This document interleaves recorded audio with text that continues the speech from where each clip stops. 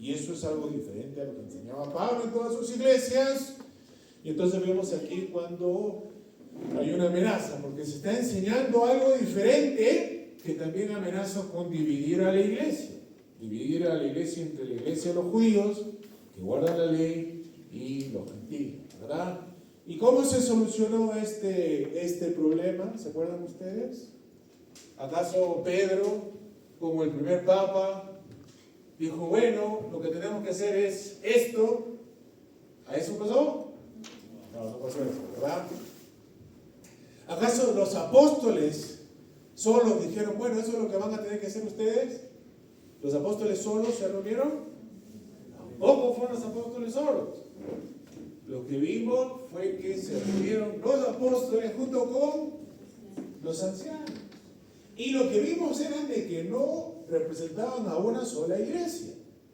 Porque había representación de Jerusalén, obviamente, pero también de qué iglesia, ¿se acuerdan? ¿En dónde fue que Pablo estaba predicando cuando vinieron los judaizantes a querer introducir sus ideas? ¿Se acuerdan? ¿De dónde es que lo envían a Pablo a predicar? Antioquía. Entonces vemos que se reúnen las iglesias, los pastores de Jerusalén, pero también algunos pastores representativos de Antioquía, y juntos buscan un consenso, y ellos concluyen que en este consenso de estos pastores también se estaba escuchando la voz de ¿quién? Del Espíritu Santo. Decían, nos pareció bien a nosotros y al Espíritu Santo. No recuerdo si es al Espíritu Santo y a nosotros, no recuerdo cuál es el orden. Pero se dan cuenta cómo. Entonces aquí es donde nosotros vemos cómo en este contexto ellos practican este principio. ¿Cómo ellos practicaron en esa situación este principio de muchos pastores, un solo rebaño, ¿verdad?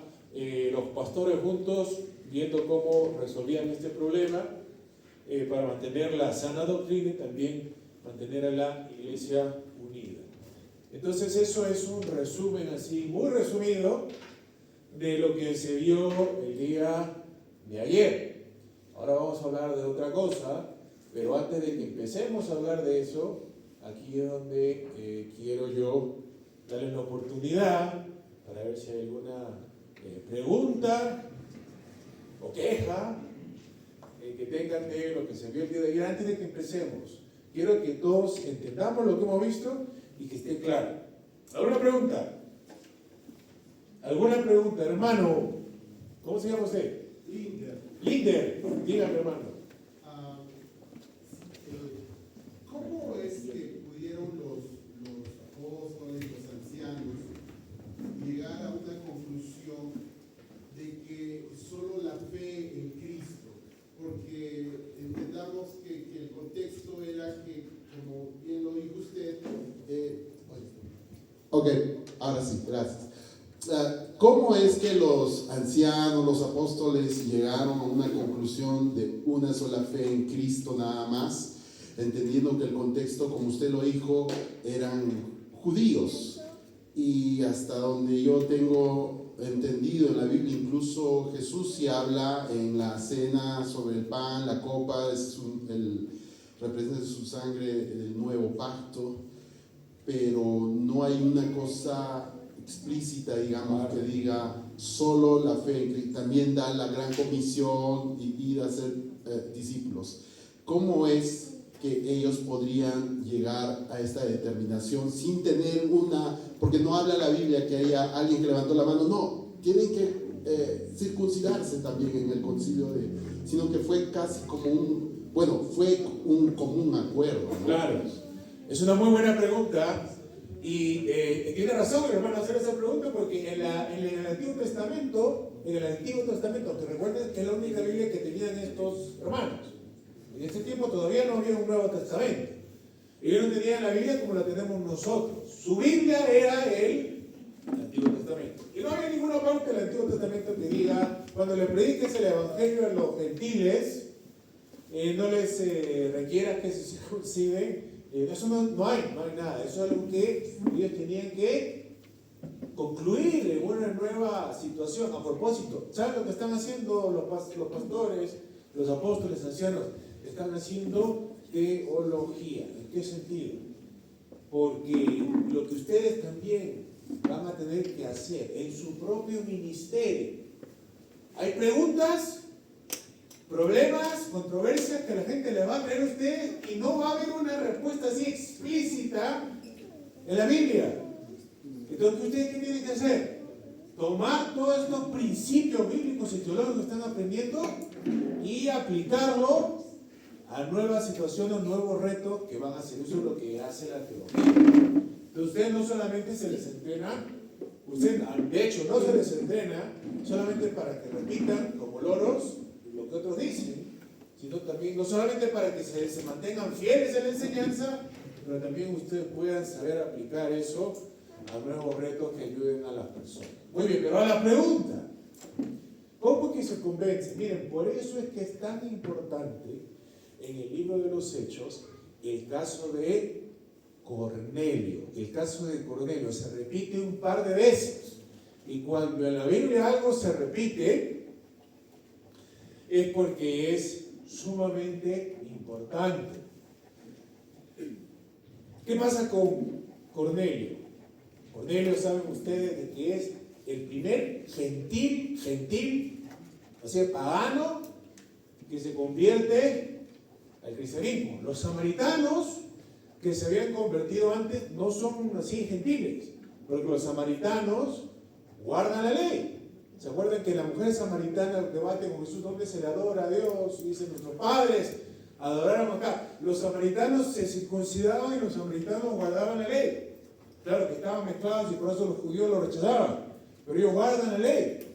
Cornelio es el primer así incircunciso. Y por eso es de que Pedro, cuando recibe esa visión, ¿cuál es su primera reacción de Pedro? Cuando le dice, va a seguir a la casa de Cornelio a predicar, ya, voy corriendo, Señor. No, él dice, no, pero ¿cómo es eso? No, me voy a contaminar, eso no, así no juega Perú. Sí, Perú. Entonces, fíjense, eso nos hace ver de que Pedro de por sí ya tiene cierto recelo. No sabe qué va a pasar acá. Y por eso es tan importante lo que pasa. Dios no le permite a Pedro terminar su sermón. Ustedes se dan cuenta, ¿verdad? Eso. Pedro no había terminado su sermón. Él no llegó al llamado, al altar, para ver quiénes son los que salen al frente al servir al Señor. Él no hacían eso en ese punto, a propósito. Yo solamente para que me entiendan. El punto que estoy haciendo es de que él no termina su sermón. Es en medio del sermón, el que él está hablando, ¿qué es lo que pasa? Cataplán, cae el Espíritu Santo y cae de una manera que es tan clara, ¿verdad? Por eso es que las señales son tan importantes en el libro de los Hechos, porque evidencian de que el Espíritu Santo está presente, ¿no? En este contexto de transición tan importante. Y la evidencia del Espíritu Santo es tan clara en Cornelio y su familia, que aquí es lo único que atina a Pedro. ¿Se acuerdan? ¿Se acuerdan qué le dice? Pues hay que bautizarlo, porque ya tienen el Espíritu Santo. Porque ya tienen el Espíritu Santo. Miren, solo Dios sabe lo que hubiese pasado si es que no pasaba eso y él terminaba su sermón y Cornelio decía, sí creo, ¿y ahora qué hacemos? Tal vez Pedro le hubiese dicho, bueno, tienen que circuncidar, tienen que guardar la ley. Pero ya no le dice eso, ¿por qué? Porque reciben el Espíritu Santo solamente escuchando con fe, y al final el Espíritu Santo es la señal del nuevo pacto. ¿Se dan cuenta? Si vemos nosotros en el Antiguo Testamento, ¿qué es lo que Dios le promete a Israel en este nuevo pacto, ¿qué va a hacer con ellos? Justamente pues el Espíritu Santo. Dice, yo voy a poner mi ley en sus corazones, dice, para que ellos se aparten más. El Espíritu Santo, el recibir el Espíritu Santo, es justamente pues la señal de ser parte de este nuevo pacto, ¿verdad? Entonces ya que tienen ellos la sustancia del pacto, entonces Pedro dice, bueno, pues hay que darle la señal del pacto también, pues que es el bautismo. ¿Se dan cuenta que a los judíos en Pentecostés, él les dice, bautícense y recibirán, ¿qué cosa? El don del Espíritu Santo, les dice. Porque así es que funciona esto en la iglesia primitiva. El Espíritu Santo y el bautismo van juntos. Entonces por eso es que... Y luego, además de eso, de la experiencia que tuvo Pedro con Cornelio, él hizo ver, estas personas solamente tuvieron que creer en Jesucristo para recibir el Espíritu Santo. Luego está toda la experiencia de qué otro apóstol, entre los gentiles. Pues la de Pablo y Bernabé, que ellos vienen y dicen, efectivamente así también pasó con nosotros, con todas estas iglesias que hemos estado predicando. Por eso es que Pablo a los Gálatas, ¿se acuerdan de los Gálatas? Les pregunta, oh Gálatas insensatos, les pregunta en el capítulo 3 de Gálatas, ¿recibieron ustedes el Espíritu por guardar las obras de la ley o por el oír con fe? ¿Se acuerdan que le dice eso? Entonces está no solamente la experiencia de Pedro con Cornelio, sino luego también está la experiencia de Pablo con todas las iglesias gentiles en las que él ha estado predicando. Entonces así es como ellos concluyen de que efectivamente lo único que los gentiles necesitan para ser parte del pacto es pues recibir la fe, ¿no? Recibir la fe en el Señor Jesucristo. ¿Responde la pregunta, hermano? Muchas gracias. Muy bien. ¿Alguna otra pregunta, hermanos? No. Ok, vamos a pasar entonces a lo segundo. Todo esto era un calentamiento, una introducción para que lleguemos a este segundo punto que, bueno, esta era la ilustración que estábamos viendo de ayer, ¿verdad? Para aquellos que no estuvieron acá y para que entiendan este principio de muchos pastores, un solo rebaño. Nosotros lo comparamos a esta situación. Digamos de que yo estoy con una enfermedad que aqueja diferentes partes de mi cuerpo, ¿verdad? Yo voy al hospital, pero como tengo este mal que ataca todo mi cuerpo, me van a decir, anda, mire, este especialista, pero luego también para esta otra parte de tu cuerpo anda a este otro especialista, y luego para esta otra parte anda al otro especialista. Si cada especialista me da una versión de lo que tengo y es contradictorio a lo que el otro me dice, ¿cómo me deja a mí como paciente? Confundido, pero no sé qué hacer, ¿verdad? Entonces, para que estos médicos, doctores, den una ayuda realmente efectiva al paciente, ¿qué es lo que tienen que hacer? Pues juntarse, conversarse, ponerse de acuerdo y dar un diagnóstico global, conjunto, ¿verdad? Esta es la idea. La idea es esta, de que así también, de la misma manera, como hay muchos pastores en la iglesia es solamente una, pero hay muchos pastores, estos pastores para darle un buen cuidado a la iglesia, no pueden ellos ir por su cuenta y cada uno hacer lo que mejor le parezca, sino que es lo que tienen que hacer,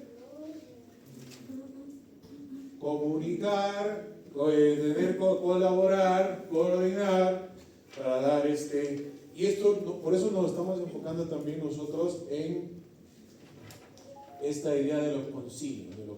Muy bien.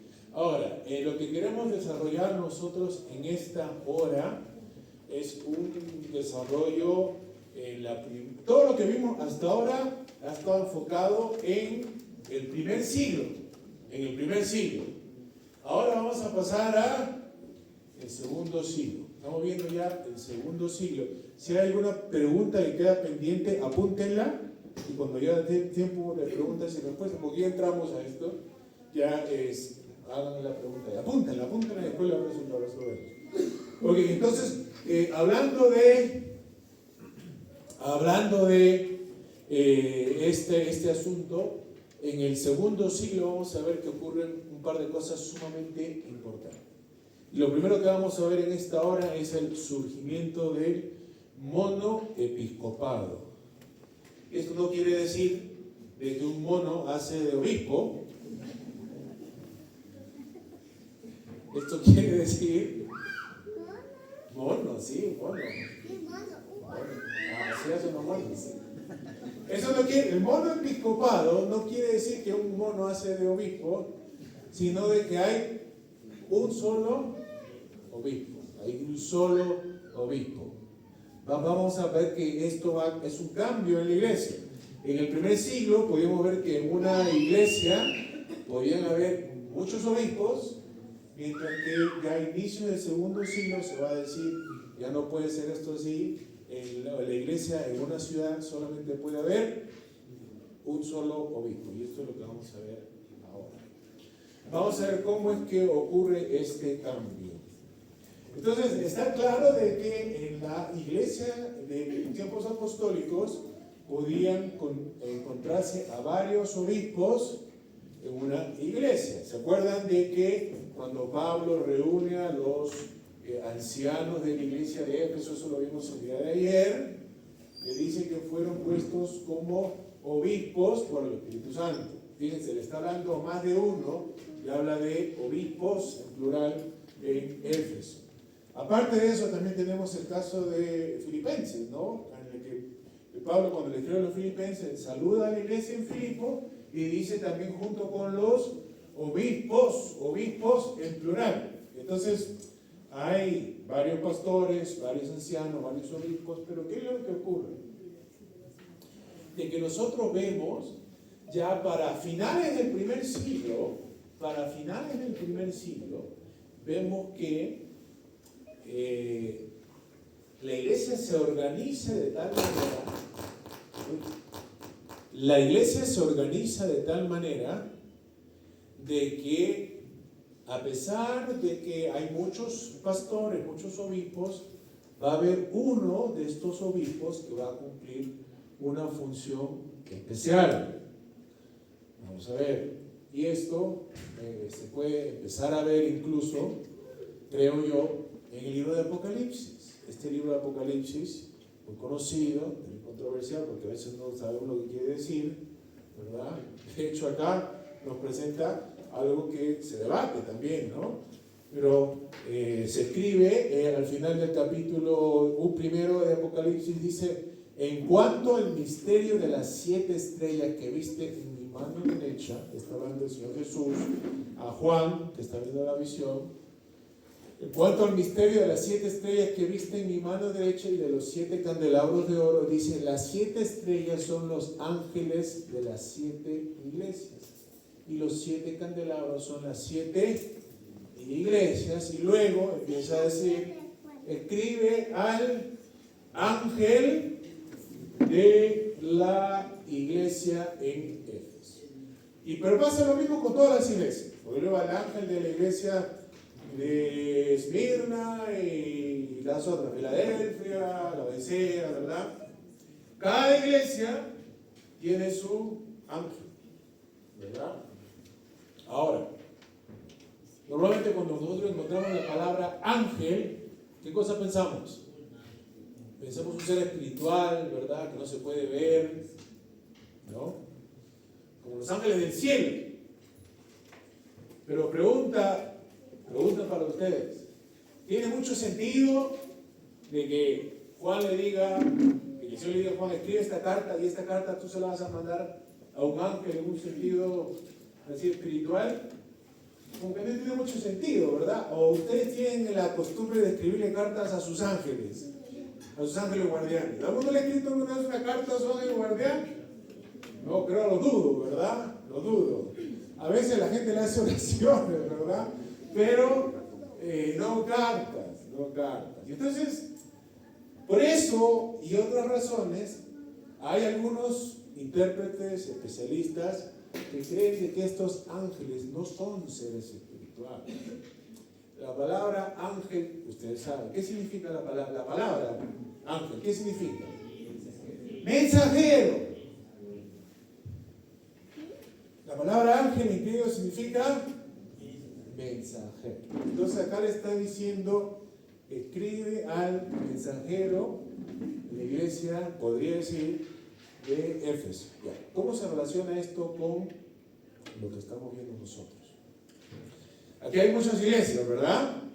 Claramente estas iglesias están en comunicación, en contacto, porque un mensaje que una recibe se le tiene que pasar a la otra, así se comparte, ¿verdad? Por ejemplo, ¿no? Cuando Pablo también le escribe a una de las iglesias, le dice, lo que yo le escribí a ustedes, compártanla a las otras iglesias. Miren, para que eso pase, eso quiere decir que las diferentes iglesias están en contacto y están en comunicación. Okay. Ahora, en la iglesia hay muchos miembros. Si la iglesia tiene que mandar una carta como iglesia a alguna otra iglesia, ¿verdad?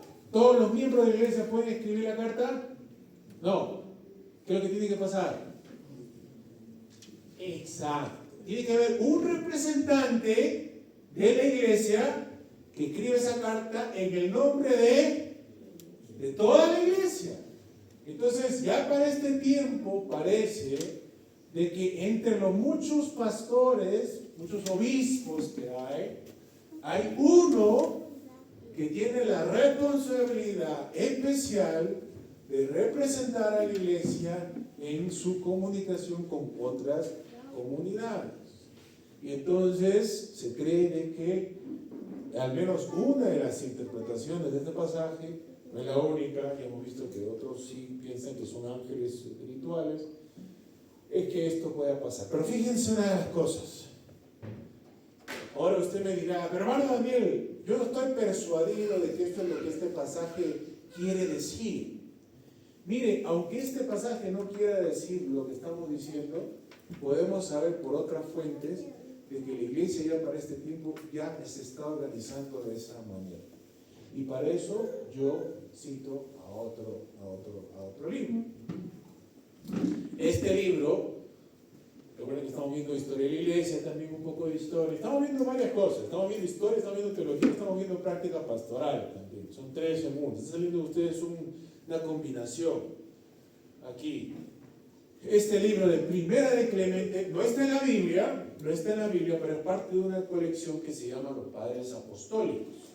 Los Padres Apostólicos es una colección de escritos cristianos que se escribieron entre finales del primer siglo y mediados del segundo siglo. Primera de Clemente es una carta que se cree que fue escrito más o menos en el año 95, más o menos. Estamos en el primer siglo, finales del primer siglo, año 95. Y fíjense, miren cómo empieza esta carta. Dice, la iglesia de Dios que peregrina en Roma, a la iglesia de Dios que peregrina en Corinto. Aquellos que son llamados y santificados por la voluntad de Dios a través de nuestro Señor Jesucristo, que la gracia y la paz de Dios Todopoderoso, por medio de Jesucristo, les sean dadas en abundancia. Fíjense, tenemos a una iglesia que a finales del primer siglo le está escribiendo a otra iglesia. ¿Cuál es la iglesia que escribe? ¿Quién viene el verso? ¿Cuál es la iglesia que escribe? Escribe Roma. Escribe la iglesia de Roma. ¿Y a qué iglesia se lo está enviando? A la iglesia de Corinto. Muy bien. Una iglesia le escribe a otra iglesia. Ahora noten esto. ¿Cómo se llama este documento? No se llama Primera Epístola de los Romanos a los Corintios, sino ¿cómo se llama? Primera de Clemente. ¿Por qué? Porque lo que se cree tradicionalmente es de que un obispo de nombre Clemente es el que escribe la carta en nombre de toda la iglesia de Roma a la iglesia de Corinto. Entonces lo que vemos nosotros aquí es de que, aunque no tomemos el pasaje de Apocalipsis en el sentido que yo se lo dije, ya para finales del siglo I, es lo que estamos describiendo ya está ocurriendo. Ya está ocurriendo. Ahora les voy a mostrar otra cosa, que también les va a mostrar un cambio. Fíjense, esta es la carta de Primera de Clemente. Esta es otra carta. Esta es una carta más o menos del año 110, unos 15 años después de Clemente. Esta es una carta escrita de un obispo, el obispo de Antioquía, que se llama el obispo Ignacio. Él es Ignacio de Antioquía. Ignacio de Antioquía, tal vez no se dan cuenta porque la foto está un poquito oscura. Está orando Ignacio, pero se dan cuenta que acá hay un animal extraño. Es un león. ¿Lo ven el león? ¿Lo ven el león? Ya, a Ignacio lo pintan con leones porque ahí se lo van a comer los leones. Él va a morir como un mártir, él es de Antioquía, pero pues porque por la persecución el imperio lo agarró, lo mandó a Roma para que fuera sacrificado en el Coliseo, pero camino a su destino, Ignacio, vemos que escribe cartas a muchas iglesias, a 7 iglesias. Una de las iglesias a la cual Ignacio le escribe es a la iglesia de Roma, a la iglesia de Roma. Y entonces, fíjense algo curioso. Bien, lo voy a citar solamente la primera parte, el primer versículo de la carta de Ignacio a los romanos, que dice: Ignacio, Teóforo, que es una palabra que se podría traducir como portador de Dios, ¿no? Así como Ignacio, Teóforo, a la iglesia que ha encontrado misericordia en la majestad del Padre Altísimo y de Jesucristo, su único Hijo, una iglesia amada, iluminada por la voluntad de aquel que quiso que todas las cosas existieran de acuerdo con la fe y el amor por Jesucristo, nuestro Dios, que también preside en el lugar del distrito de los romanos. No sé si se dan cuenta de esta diferencia entre este saludo de Ignacio y el saludo de Clemente. Fíjense lo que pasa acá. Mientras que Clemente escribe en el nombre de toda la iglesia de Roma, Ignacio, ¿el nombre de quién escribe? Es un nombre personal, le da su nombre. Algo que vemos aquí, a partir de Ignacio, es de que a partir de Ignacio vemos, ¿se acuerdan que vimos de que en el primer siglo en una iglesia hay muchos obispos? Y que uno de estos eventualmente va a funcionar como representante. En el tiempo de Ignacio vemos que este obispo representante se le va a elevar sobre el resto de los obispos y ya se le va a considerar el único obispo, y a los de abajo son sus presbíteros. Entonces, con Ignacio vemos un cambio en el gobierno de la iglesia. Antes que había muchos obispos en una sola iglesia, a partir de Ignacio se comienza a mencionar. ¿Cuántos obispos? Uno solo. Y entonces por eso también decidí compartir con ustedes este saludo, porque fíjense que algo curioso que ocurre en esta carta de Ignacio a los romanos es que Ignacio no identifica a ningún obispo de Roma por nombre. Y le comparto esto porque muchos especialistas creen de que él no identifica al obispo de Roma por nombre porque en este tiempo Roma todavía no tiene a un solo obispo. Ignacio es de Antioquía. Imagínense que esto es el mapa del imperio romano, ¿verdad? Si Roma está por acá, Antioquía está por acá, por el este, ¿verdad? Antioquía está en oriente y Roma está en occidente. Entonces los especialistas ven que este gobierno por un solo obispo empieza en oriente y eventualmente es adoptado por toda la iglesia. Y por eso es que en este punto Ignacio habla de un obispo, pero parece todavía que no hay un solo obispo en Roma, porque esto todavía no se ha dado. Pero para que ustedes vean un poco de lo que pensaba Ignacio con respecto a cómo es que la iglesia tenía que ser gobernada, fíjense lo que dice Ignacio. Esto ya es en otra carta. ¿Se acuerdan que yo les dije que él escribe a 7 iglesias? Leímos el saludo a la iglesia de Roma. Este es el saludo a la iglesia de Esmirna. Esta es la misma Esmirna de la Biblia. Es a los esmirnianos. Dice así esta sección.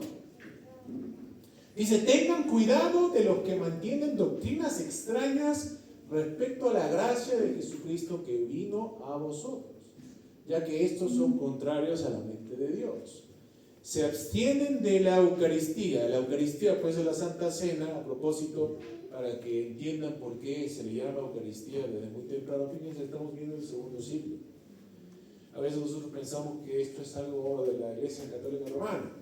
Pero ¿saben por qué se le llama a la Santa Cena Eucaristía? La palabra Eucaristía viene del griego, que es acción de gracias. Acción de gracias. ¿Y qué se dice en la Biblia que Jesús hizo antes de partir el pan de la Santa Cena? Dice la Biblia que antes de partir el pan, ¿qué hizo Jesús? Dio gracias. Hizo Eucaristía, se puede decir. Y por eso es que la Santa Cena también se le llama Eucaristía desde muy temprano. Pero ellos dicen, se abstienen de la Eucaristía, no participan de la Santa Cena, estos herejes, de la oración, porque ellos no admiten que la Eucaristía sea la carne de nuestro Salvador, que sufrió por nuestros pecados. Acá hay que entender de que hay una herejía del docetismo. La herejía del docetismo decía de que Jesús parecía ser humano, parecía tener un cuerpo, pero que realmente no lo tenía, que era un ser puramente espiritual. De hecho, los inicios de esa herejía se encuentran en la Biblia también. Ven que Primera de Juan dice que el que no confiesa de que Jesucristo haya venido en la... ¿Se acuerdan? Dice aquel que no confiesa que Jesús... Estamos hablando ya de la Biblia. Primera de Juan dice, el que no confiesa que Jesús vino en la carne es un anticristo, dice, ¿verdad? Fíjense que ya había personas entonces que no creían que Jesús había venido en la carne. No va a estar diciendo eso, sino hay gente que lo niega. Entonces esta es la herejía que también está acá, él lo combate, por eso habla de la Eucaristía, de la pasión de nuestro Señor, pero luego dice ellos: eviten las divisiones como el comienzo de los males, sigan todos al obispo. ¿Cuántos obispos hay? No dice sigan a los obispos, dice sigan al obispo, como Jesucristo siguió al Padre y al presbiterio. Fíjense, el presbiterio sería el conjunto de ancianos, de presbíteros. Entonces, ¿quién va primero? El obispo. Segundo, el presbiterio, como a los apóstoles, y respeten a los diáconos, como al mandamiento de aquí. En Ignacio vemos nosotros el inicio de esta división en 3 partes del gobierno de la iglesia. En la Biblia vemos los obispos o ancianos, y por debajo de ellos están los diáconos. Aquí vemos algo diferente. Abajo siguen los diáconos, por encima están los presbíteros. ¿Por quién está por encima de todos ellos? El obispo. ¿Cuántos hay? Uno solo. Dice que nadie haga nada perteneciente a la iglesia al margen del obispo. Consideren como Eucaristía válida la que tiene lugar bajo el obispo o bajo uno a quien él haya encomendado. Allí donde aparezca el obispo, allí debe estar el pueblo, tal como allí donde está Jesús, allí está la iglesia. Uy, ¿qué pasó ahí? Este es el primer el primer pasaje registrado en un escrito cristiano en el que se habla de la Iglesia Católica. Ahora, hay que entender acá, entiéndase en su contexto. La palabra católico significa ¿qué cosa? Universal.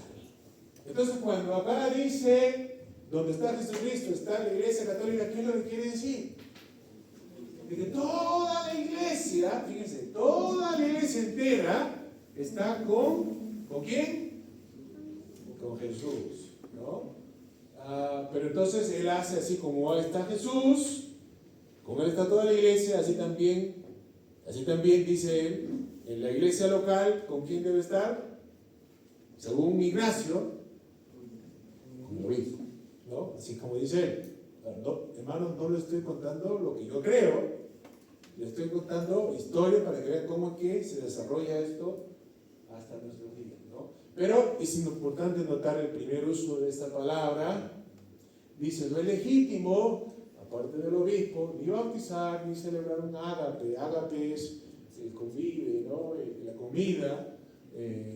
¿Saben que en la iglesia antigua, hoy en día cuando celebramos la Santa Cena, solamente se nos da, como tal vez lo hagan diferente acá, pero en la mayoría de las iglesias que yo he estado, cuando se celebra la Santa Cena, ¿qué cosa es que te dan de comer?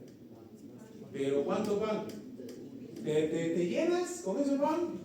¿Te vas satisfecho a tu casa? No, te dan un pedacito de pan y te dan un sorbito nada más. Todo es bastante simbólico. En la iglesia antigua, pues saben ustedes que se comía también en ese contexto, y entonces por eso es que también se habla del ágape, ¿no? Que el ágape es un convivio, también la comida, ¿no? Y dicen que no es legítimo, aparte del obispo, ni bautizar, ni celebrar un ágape, pero todo lo que el obispo aprueba, esto es agradable también a Dios, y todo lo que hagan sea seguro y válido. Ahora, algo que les va a sorprender a ustedes. A mí me sorprendió mucho cuando comencé yo a estudiar estas cosas. ¿Se acuerdan en qué año les dije yo que escribió más o menos Ignacio sus cartas? Más o menos 110. Estamos al inicio del siglo II.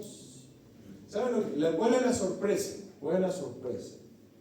Ya para finales del siglo II, todo indica que todas las iglesias habían adoptado esta forma de gobierno.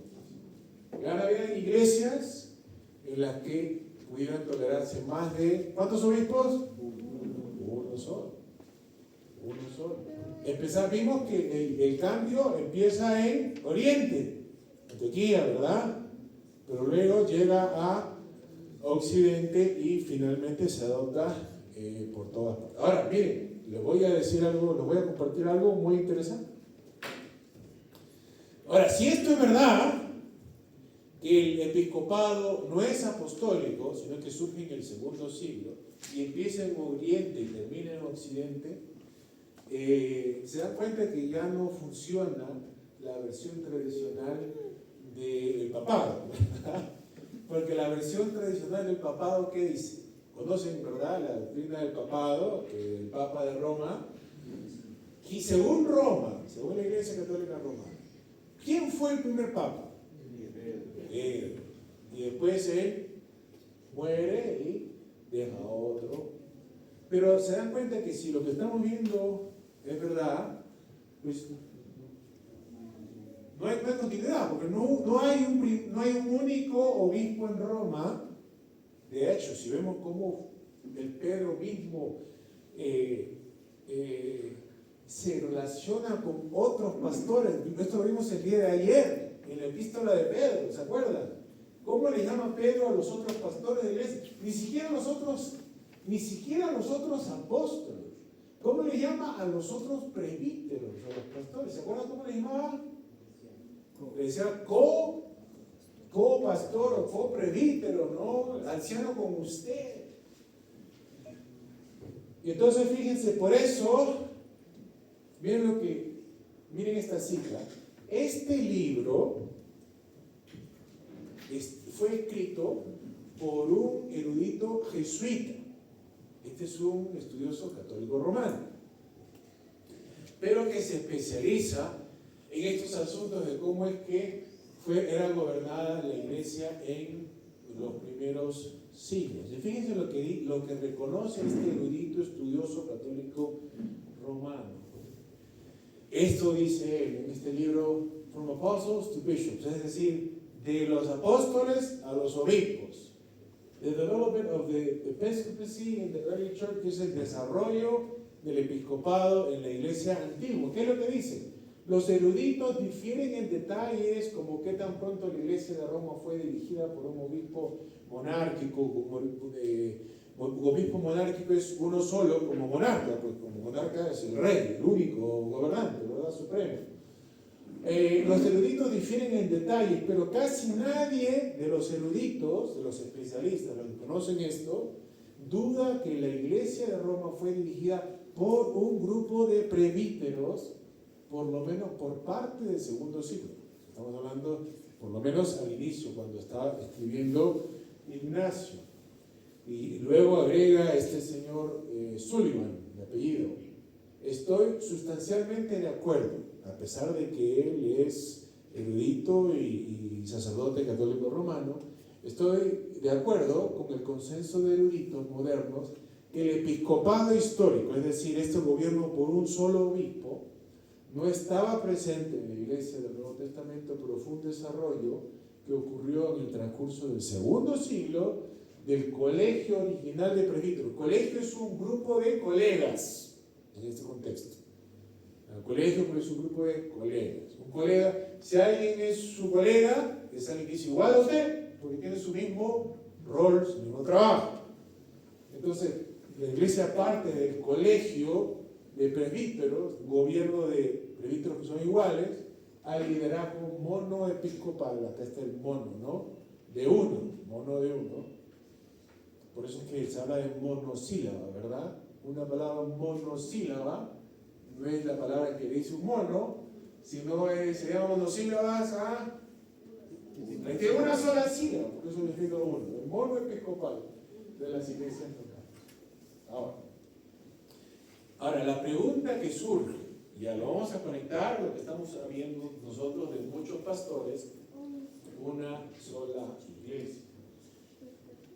Ahora, tal vez ustedes escuchándome podrían pensar, bueno, pero si eso pasó en el segundo siglo, eso tiene que haber sido el fin de la colaboración pastoral, porque el poder se centró en un solo obispo. Pero lo que vamos a ver es que realmente, si bien hay un cambio, el principio de muchos pastores todavía se mantiene. ¿Cómo así? Bueno, vamos a dejar que este otro erudito, Chadwick, no se ve claramente por los colores que elegí, pero el autor es Henry Chadwick, lo ven ahí, especialista en eso, una autoridad en este tema, ya falleció creo, pero él escribe así: la supervivencia misma del cristianismo hubiera sido incierta y precaria sin obispos que se comunicasen entre sí mediante frecuentes cartas de aliento, visitando las congregaciones de los demás, especialmente cuando se reunían para la instalación de un nuevo obispo. Esta instalación por obispos de otras partes confirmaba de que el nuevo obispo era miembro de un cuerpo mucho más amplio y brindaba la validez que el nuevo obispo y su pueblo necesitaban. ¿Por qué cito esto? La pregunta que tenemos en este momento es: ¿por qué creen de que la iglesia del segundo siglo decidió abrazar esta forma de gobierno diferente a la del primer siglo? Yo sé que tenía el tiempo de preguntas para el final, pero yo, como está un poquito cansado, quiero que interactuemos un poco al diablo, pero también para ser un poco más dinámico. ¿Acaso apostataron toda la iglesia del segundo siglo? Fíjense, estamos hablando de del segundo siglo. Aquí todavía no hay un señor Constantino que legaliza el cristianismo y lo haga la religión oficial del imperio. Esta iglesia del segundo siglo todavía es la iglesia de los mártires. ¿Se acuerdan lo que le pasó a Ignacio? ¿Qué le pasó a Ignacio? Se lo comieron los leones. A Ignacio se lo comieron los leones. Acá no hay duda de que estas personas aman a Dios y quieren servir a Cristo, quieren ser fieles a Cristo. A Ignacio se lo comen los leones. Todavía estamos en el segundo siglo de la iglesia de los mártires, pero vemos que ya la iglesia para este tiempo adopta esta forma de gobierno diferente. ¿Por qué creen que pasa eso? A ver, ahora les voy a hacer la pregunta a ustedes para que se me despierten. ¿Qué piensan? Y acá no hay examen, esto no es un examen, así que no se preocupen de dar una respuesta equivocada. ¿Qué piensan? ¿Por qué la iglesia adopta este gobierno de un solo obispo en todas partes? A ver, el hermano me dijo que Linden me dijo, ¿verdad? A ver, escuchamos al hermano.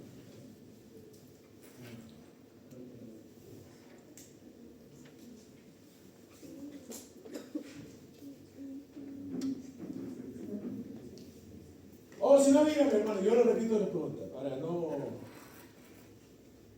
usted me va a decir por qué cree usted. Bueno, es una suposición. Sí, dígame. Basada en la Biblia. ¿Será posible que en la Biblia no encontramos que Dios establece, digamos, se podría decir jerarquía? Porque yo voy más a este punto de jerarquías. Es posible que la iglesia de los primeros siglos adoptan una posición así porque no tenían una visión clara de cómo debería ser el gobierno dentro de la iglesia. La única imagen que ellos tendrían sería lo que tenían a mano en ese entonces, que eran los reyes, los monarcas y una serie de jerarquías dentro de su sociedad donde ellos vivían.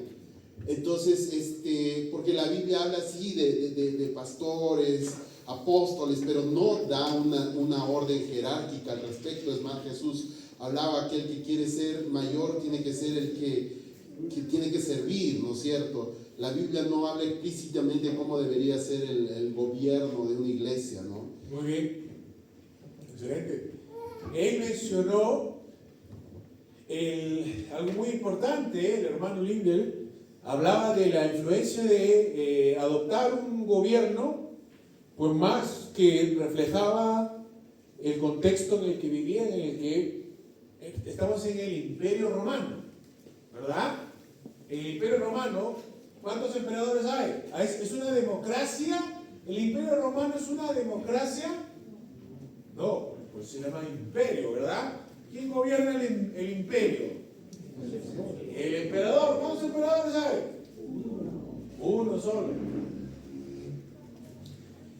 Y luego por debajo del emperador también habían provincias. Y la provincia tenía sus reyes, tenía sus gobernadores. ¿Y cuántos reyes había? Uno. ¿Cuántos gobernadores había? 5 minutos. Ok, 5 minutos. Ya. Yo pensé que me estás diciendo que había 5 reyes. 5 minutos, perdón. Ya, 5 minutos. Y entonces,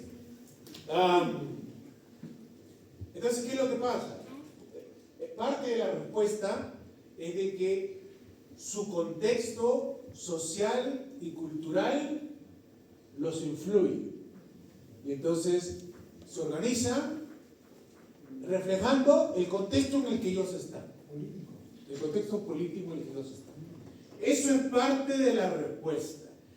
Porque recuerden también, muy importante, la primera iglesia primitiva, era una iglesia netamente judía. ¿Se acuerdan que estaban viendo cómo hay este cambio?